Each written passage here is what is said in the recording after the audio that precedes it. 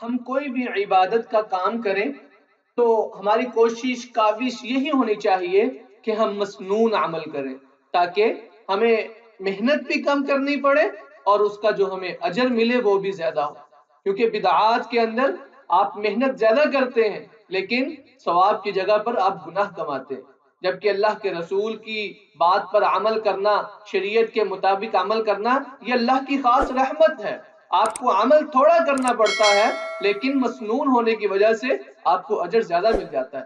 تو اسی سے پیش نظر اس بات کا بھی خیال رکھنا چاہیے کہ ہمیں روزہ کس چیز سے افطار کرنا چاہیے. اس کے اندر ہمیں مسنون عمل دیکھنے کی ضرورت ہے. رسول اللہ صلی اللہ علیہ وسلم کا عمل موجود ہے، ہمیں اس سے تعلیمات لیتے ہوئے اپنے آپ کو بھی اسی عمل کے لیے ڈالنا چاہیے، اس کے مطابق ہی ہمیں عمل کرنا چاہیے.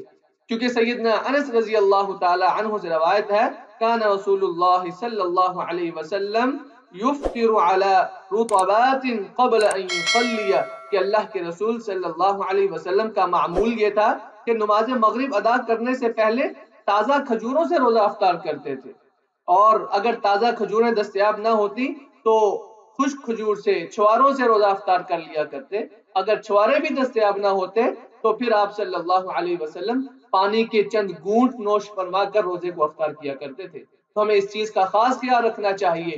ہمارے پاس کھجور موجود بھی ہوتی ہے لیکن ہمارا عمل ایسا ہے کہ روزہ یہاں سے کھلتا ہے اور ہم پانی کو منہ لگاتے ہیں اور 4 گلاس اکٹھے پانی کے پی جاتے ہیں. اس چیز کا بالکل خیال نہیں کرتے کہ مسنون عمل کیا ہے، مسنون تعلیمات کیا ہیں. ہم اگر مسنون چیزوں پر عمل کریں گے ہمارے لیے اجر بھی زیادہ ہوگا، اللہ کی خوشنودی بھی زیادہ ہوگی. اسی طرح سلمان بن عامر رضی اللہ تعالی عنہ نبی کائنات صلی اللہ علیہ وسلم سے روایت کرتے ہیں، فرماتے ہیں کہ اللہ کے رسول نے فرمایا، اذا افطر احدکم فلیفطر علی تمر، جب تم میں سے کوئی روزہ افطار کرے تو اس کو چاہیے کہ کھجور سے روزہ افطار کرے.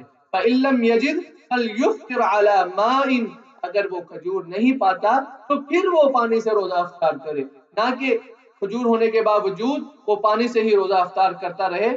اللہ کے رسول کی سنت یہ ہے کہ کھجور سے روزہ افطار کیا جائے. اللہ تعالی ہمیں توفیق عطا فرمائے.